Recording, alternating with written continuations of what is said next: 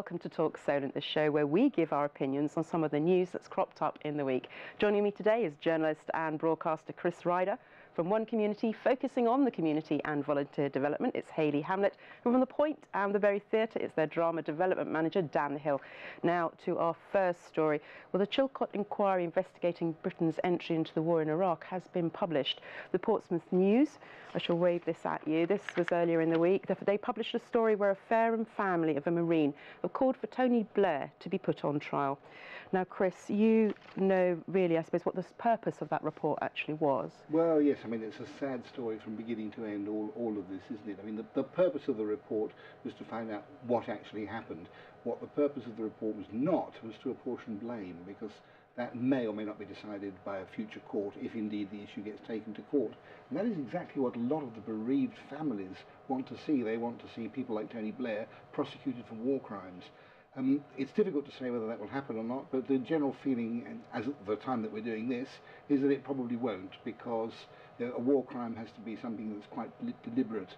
And Tony Blair says he acted on the best advice that he had at the time, and you know, with the best will in the world, you know, if that's the advice you're given, you can't really be prosecuted. But it's not for me to say, it's for the top lawyers to then decide. Yeah. But I mean, I guess that's the difficulty, isn't it, for families who are bereaved. They know that their loved ones going into the forces have a duty to go wherever they're told to go, and that causes them a risk of death, of mental illness, and all sorts of things. You can understand how they feel, can't you? I mean, you know, they've lost their loved one for what appears to be absolutely no purpose at all. Of course, they want to blame somebody, and quite understandably so. But emotion won't come into it at the end. I mean, at the end, it'll be the law with whether there is a case or not. Simple as that. Very sad. I think one of the things that I heard on the news earlier in the week was that there was also a lack of investment, monies given to the Ministry of Defence that then went down to the lower level to actually troops on the ground. And I think hopefully that lessons need to be learned about troops are going to be going to places still. We still need people doing those jobs. What the families were saying all along, they've not got the right kit, they're not properly protected. I mean, it was so difficult to assess who was right and who was wrong in those days, but okay, we waited 7 long years for this report to come out, but that really does vindicate the views of those relatives. Hayley, you haven't actually seen the story at all, but if it was one of your relatives that had gone to war, what would you be thinking? Well, obviously, you're going to be very passionate about finding the right answer, you know, and as you said, I haven't read or listened to much of the news lately because it's been so concentrated on so many different things, which in the end I just decided to ignore it. However, I do feel for the families when you know, particularly when you rely on the safety equipment and everything, and the equipment being of a particular standard. And then I remember hearing about the soldiers having to wear shoes that were worn out and things like that, you know, a few years ago.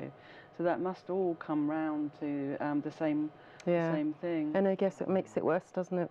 Yeah, I mean, I find it shocking in a way that all of this information isn't news. This was stuff that people have been saying whilst it was happening, and it's taken this report for people to really take notice. And I can't see that that's a vindication for the families at all, really, at the moment, because they've always, all along, for over 7 years, have been arguing these points, and it's only now that people have woken up to it. So hopefully now something can be acted upon. But it is very... We don't seem to know why it took 7 years to... That is a long time, actually, isn't it? I mean, I suppose, I guess, with everything, they wanted to get it right, but... 4 times longer than War and Peace. It's a long time. Yeah, and also that's a lot of money that could have been going somewhere else. It's a very difficult thing. Very difficult thing. Now, this is a picture which you may or may not be able to see, and it basically says the EU worker making Britain great again, and it's actually being worn by a worker who is from the EU. Excuse me. And the reason they chose to wear it is because they've been feeling that they're not welcome now since the EU referendum result. And I think there are some elements of society, very small, minor elements of society, that are taking an opportunity to be, well, just downright rude to people working in this country, which or racist. Racist, which I find shocking. I mean, you or I could be wearing that T-shirt because we currently, as we speak, are EU workers. Yes, indeed we are. Everybody wants to make Britain great, but that, you know, it makes you quite ashamed in a way when people are acting this way. Yes. You know, I've heard stories of racism against people with a Polish surname, even though they were born here. You know, it's awfully sad, and it's obviously something that, well, it makes me ashamed of being British, which is not what it's all about. No, well, especially when you think, the decision has been made, and what happens in the future happens in the future. But everyone that's here now, everyone that's contributing in whatever way to the society we have always been very multicultural and diverse. Yes, this was never about throwing out people who are already here. It's about possibly controlling those who might wish to come, which is really quite a different thing. And it's so sad when people who've lived here from EU countries for so many years and feel settled and happy and confident in their lives here should now have the very basis of their existence being challenged and questioned, and that they feel that maybe they're not welcome.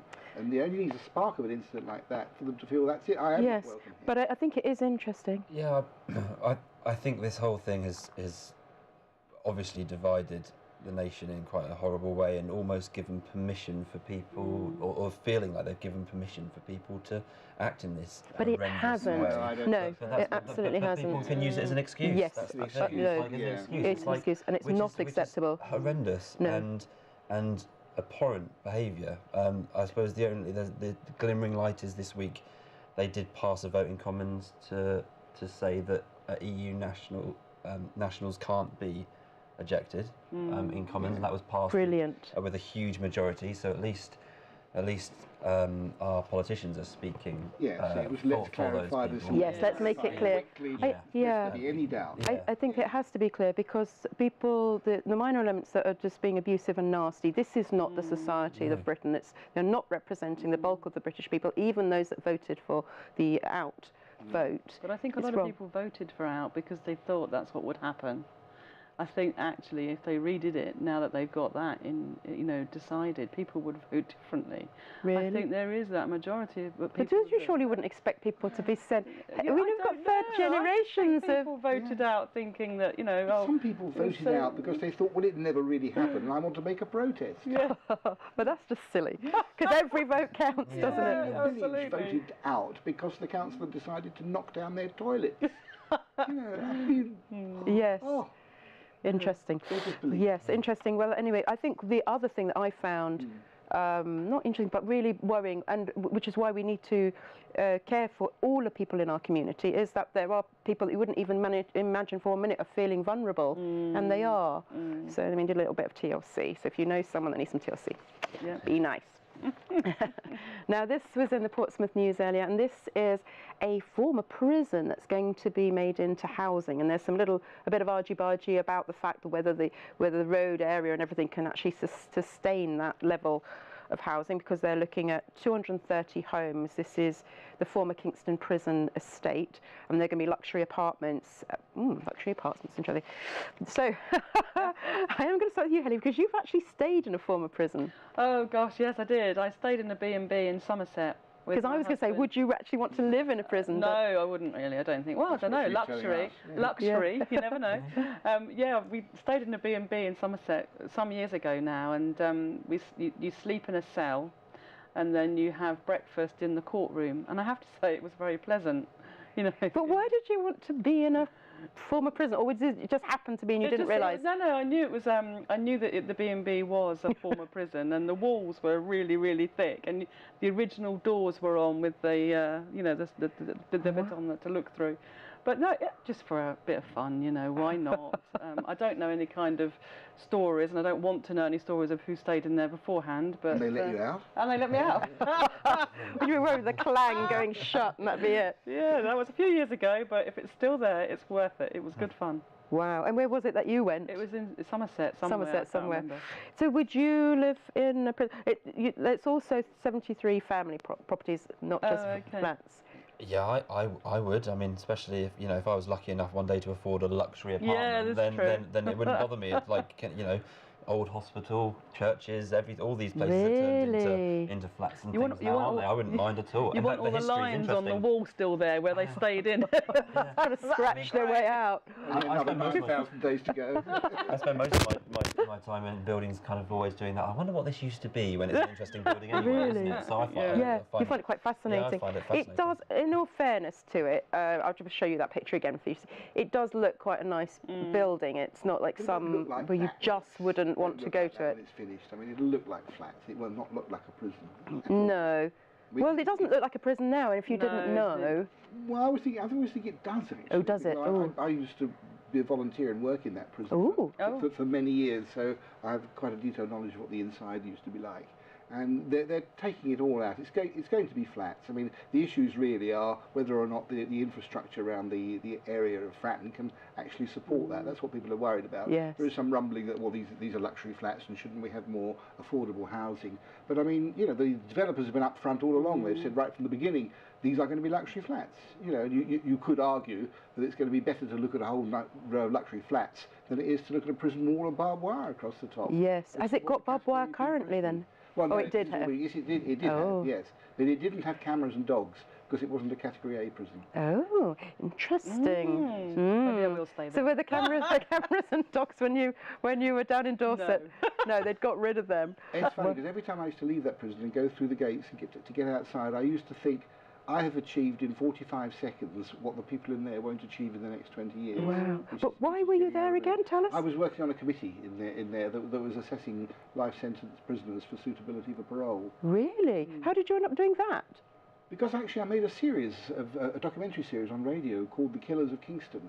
And we were interviewing the inmates on various murders that they committed because they were all in there for murder in one form or another. Wow. Mostly domestic murder, but one or two. Oh, because that's not why they're... Yeah, because I was thinking Category A. That sounds a bit severe. No, Category B is the way you put the prisoners who are not desperate to break out. Okay. Kingston was a prison that you got to after you'd served time in higher grade prisons. Once you were in Kingston, you were either there until you dropped dead, or you were on your way out. Usually on your way out. Wow. Anyway, I had to work with the prison authorities to make this series of documentaries, and they quite liked this documentary, or these 6 documentaries. And they said, would you like to actually do some sort of voluntary work here on the committees? So brilliant. that was how I came involved in that. Cool. Well, there you've been inside, former insider. Ooh. If you want to let us know stories that we can be talking about, then do email us on talk@solent.com, or you can send us a tweet using the hashtag #TalkSolent. See you soon.